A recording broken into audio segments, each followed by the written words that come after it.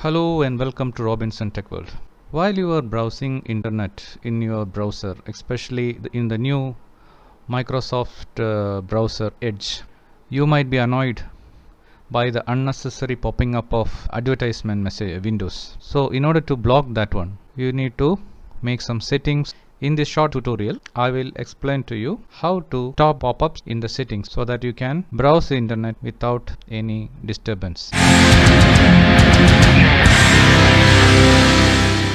First you need to open the Microsoft Edge. So open Microsoft Edge and go to the top right corner where with three dots. This is where you can see the settings and all these features. Go down and go to settings here, and again come down to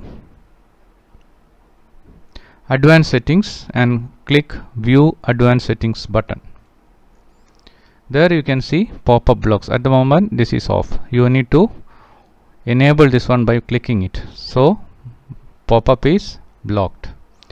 Then close that one and you can happily browse the internet in this one. Okay, so this is how you disable pop-up in Microsoft Edge. Hope you like this short tutorial.